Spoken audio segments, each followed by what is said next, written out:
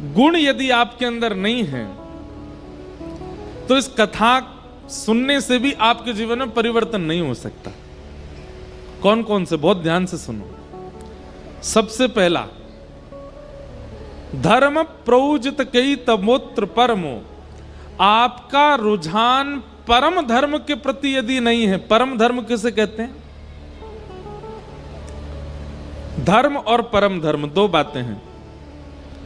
धर्म का अर्थ होता है अपनों का कल्याण, उसको कहते हैं धर्म।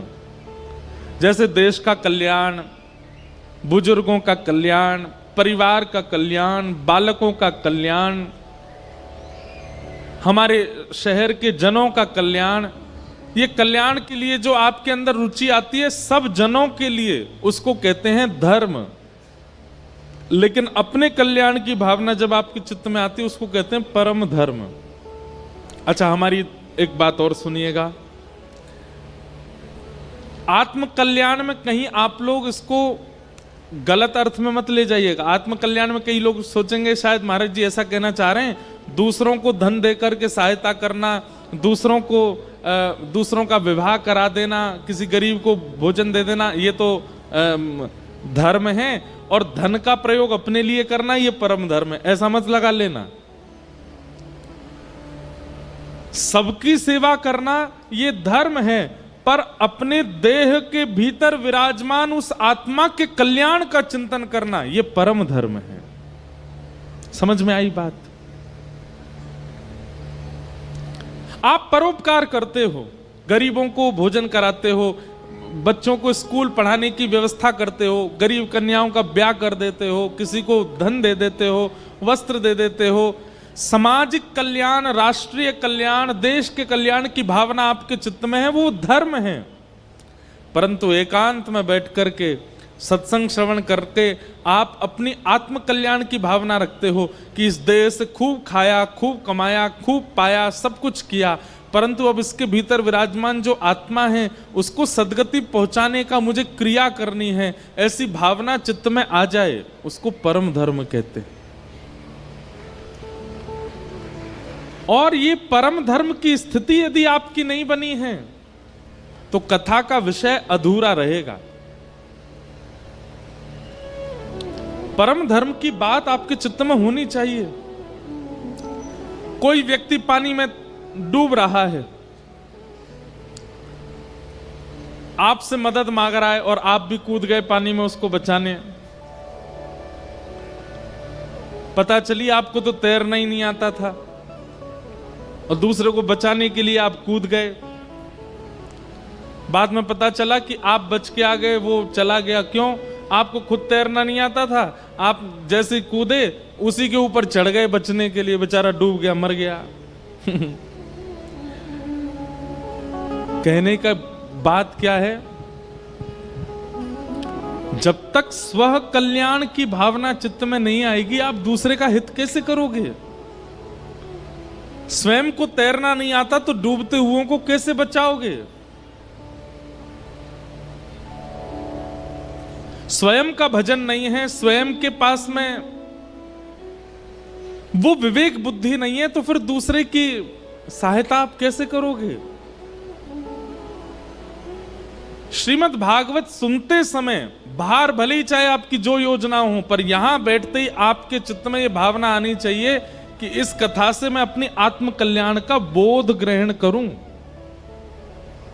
ये भागवत का विषय है। दूसरी बात, अधिकारी। भागवत का अधिकारी कौन है? तो कहते हैं निर्मत सराणाम सताम, जिसके चित्त में मात्सर्य दोष नहीं है। मात्सर्य दोष मतलब ईर्ष्या। मैं हर कथा में एक बात कहता हूं, ठाकुर जी क्रोधी को मिल जाएंगे, ठाकुर जी लोभी को मिल जाएंगे, ठाकुर जी एक बार को कामी को भी मिल जाएंगे, भोगी को भी मिल जाएंगे, लेकिन ईर्ष्यालु को कभी नहीं मिल सकते। काम, क्रोध, लोभ, द्वेष, अभिनिवेश, अहंता, ममता, चिंता आदि जैसे दोष यदि आपके चित्त में हैं तो भी आप भगवत सन्मुख हो सकते हो। लेकिन आपके चित्त में यदि ईर्ष्या का दोष है ठाकुर जी कभी प्राप्त नहीं कर सकते आप। ईर्ष्यालु मत बनिए।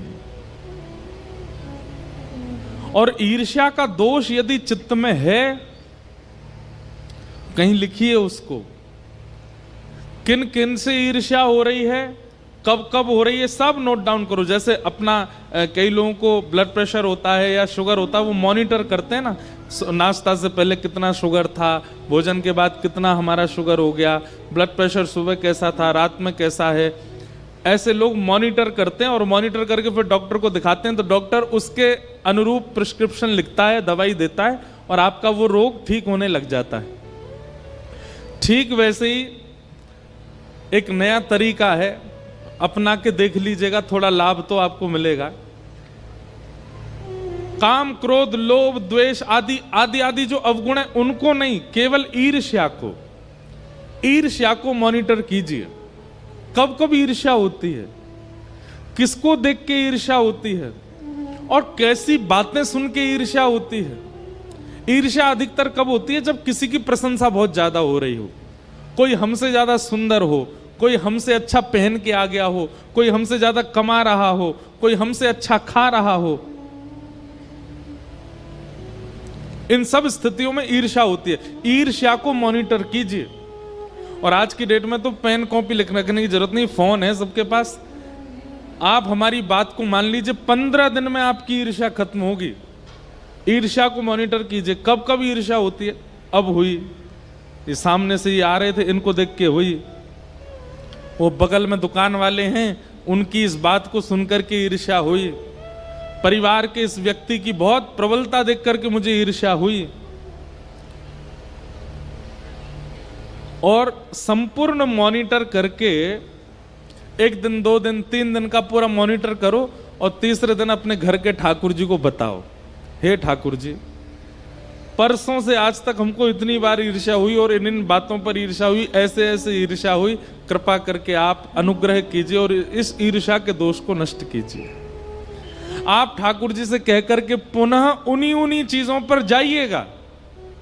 आप देखेंगे आपकी ईर्ष्या अब घटने लगी है।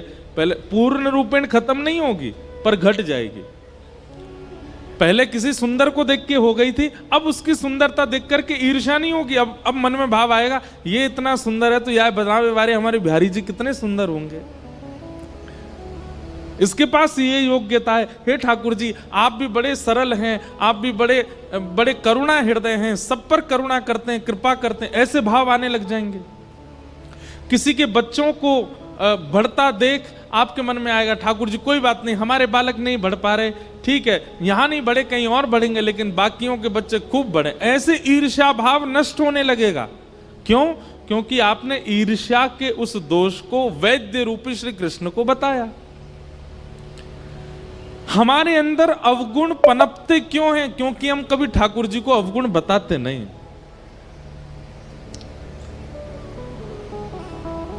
अपने अवगुणों को मॉनिटर कीजिए और मॉनिटर करके ठाकुर जी को बताइए, ठाकुर जी से कहिए।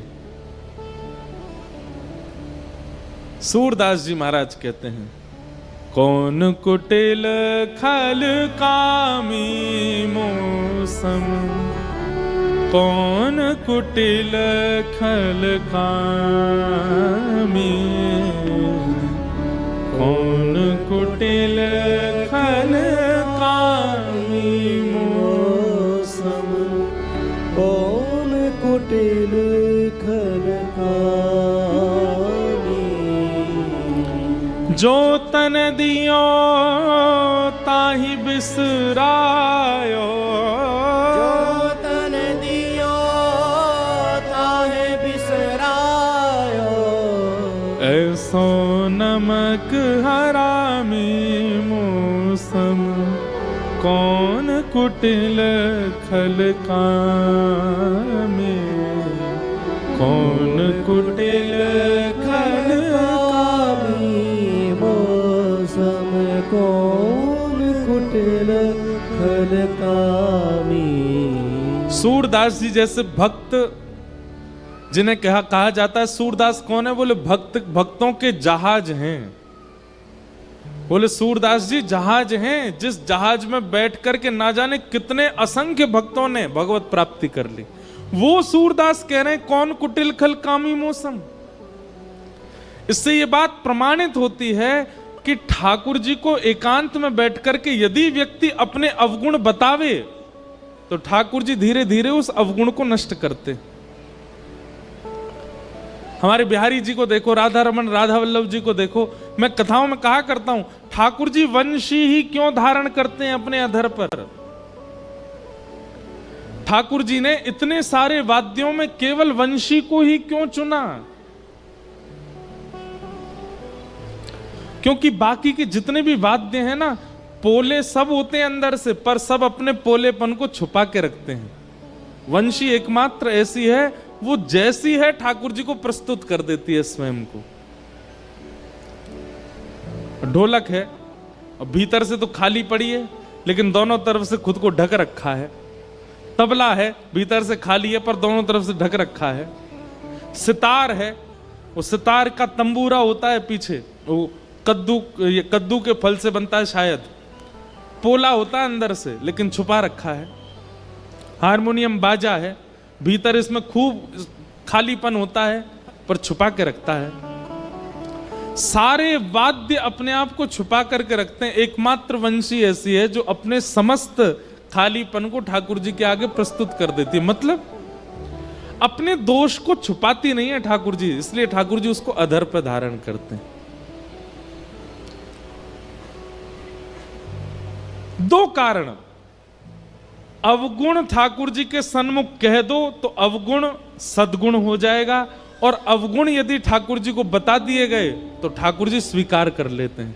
ठाकुर जी कहते हैं भैया या में कोई लाग लपेट ना है, जे ने को वो अपने आप पे छुपावे ना है, जैसो है वैसो आगो मेरे सामने। भागवत में कथा आती कुब्जा, 3 जगह से कमर टेढ़ी उसकी। जब ठाकुर जी के सन्मुख से निकली, उसने अपने उस अंतरंग दीन स्वरूप को ठाकुर जी से छुपाया नहीं। भगवान उससे बात करने लगे तो कुब्जा बोली आप मुझसे चर्चा मत कीजिए, क्यों? आप त्रिभुवन सुंदर हैं और मैं अत्यंत कुरूपणी, मुझसे चर्चा करते हुए कोई आपको देख लेगा तो आपके ऊपर प्रश्न उठाएगा। ठाकुर जी ने मन में विचार किया, इसने अपने दोष को किंचित भी छुपाया नहीं तो लोग पता कैसे होते हैं, उनके अंदर एक दोष आ जाता है, उस दोष को छुपाने के लिए 5 झूठ और बोलते हैं।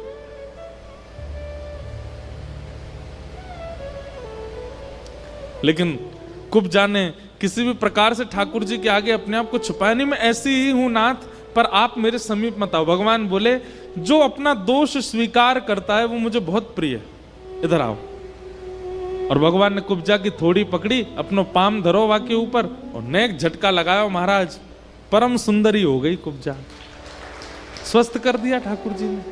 हम कैसे हैं पता है?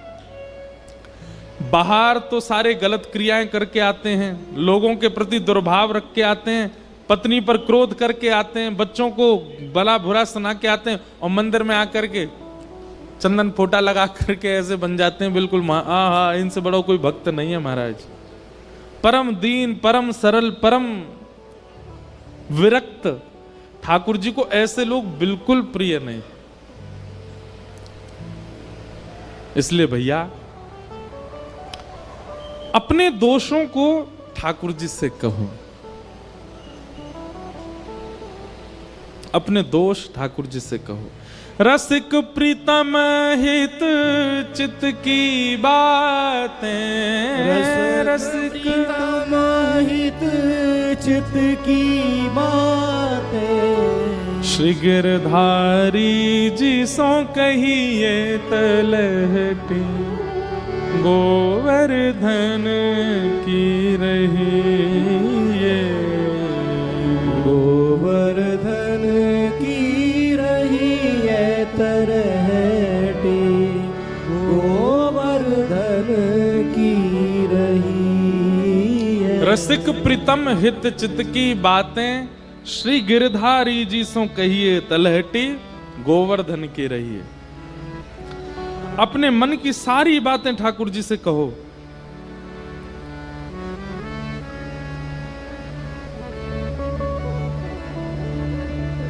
एक लीला चरित्र मुझे याद आया तो मन में भाव आया, सुनाऊं। हमारे ब्रज वृंदावन में एक श्री राधा वल्लभ लाल जी के परम वैष्णव भक्त हुए, उनका नाम था छबील दास जी। क्या नाम था? छबील दास। इनका नाम था छबील दास तांबुली। जब श्री राधा वल्लभ लाल जी वृंदावन में विराजमान हुए तो छबील दास जी की सेवा थी, ठाकुर जी का बीड़ी भोग तैयार करते थे, पान की बीड़ी बनाते थे और लता कुंजों में बैठ करके बीड़ी बनाते। और बीड़ी बनाते बनाते इनके मन में क्या था, अब पान तो इतना बड़ा, ये क्या करते, बीच से पान को अलग अलग करके छोटी छोटी बीड़ी बनाते। कोई इनसे पूछता, बोले आप पान को बीच से अलग करके छोटी छोटी बीड़ी क्यों बनाते? तो कहते हैं दो भाव हैं इसके प्रति। बोले क्या, हमारे ठाकुर जी भी युगल हैं तो बीड़ा भी युगल जानी चाहिए। और दूसरा भाव ये कहते, बोले लाला को मुखमंडल छोटो सो है, बड़ी बड़ी बीड़ा पावे में कहीं वहां कुछ दिक्कत नहीं हुई, हमारे छोटी छोटा बनाते थे।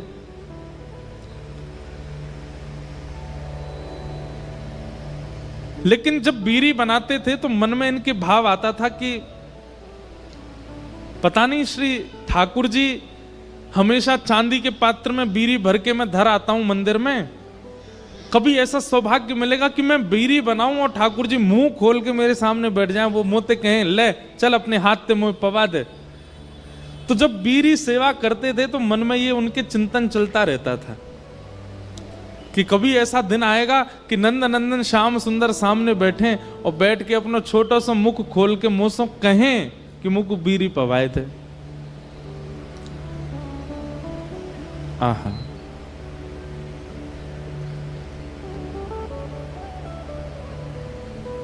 आप नित्य बीड़ी सेवा करते थे। एक दिन श्री हितरवंश महाप्रभु जी विराजमान थे और वो इनकी सेवा से इतने प्रसन्न थे। देखिए, सेवा कोई ना कोई चिंतन करते हुए करनी चाहिए ठाकुर जी की। भले ही आप श्रृंगार करते हो, भले ही आप चंदन घिसते हो, भले ही आप माला बनाते हो, भले ही आप भोग पधराते हो, उस समय चिंतन ठाकुर जी का ही रहना चाहिए। अब ठाकुर जी का भोग बना रहे हैं और बेटों को डांट रहे हैं, बच्चों से लड़ रहे हैं, पति से कुछ कह रहे हैं, ठाकुर जी स्वीकार ही नहीं करेंगे उस भोग को। जब कुछ सामग्री घर में बन रही हो तो नेत्र बंद हो, चिंतन चल रहा हो कि हे श्याम सुंदर, कभी आप सन्मुख बैठो, मैं अपने हाथ से आपको पवाऊं, ऐसी कोई शोभा हमें प्रदान करो। या फिर कुछ भी बनाते बनाते मन में विचार करो, अभी तो ठाकुर जी घर की सेवा है, नेक नेक आपको पवा रहे हैं, कभी संभव होएगा 56 भोग बनाएंगे, कभी ऐसा बनाएंगे। कुछ ना कुछ भगवत भाव का चिंतन उस समय मन में चलते रहना चाहिए, तो ही सेवा श्रेष्ठ मानी जाती, तो ही सेवा स्वीकार होती। सब लोग इधर देखो, इधर देखो, कथा सुनो।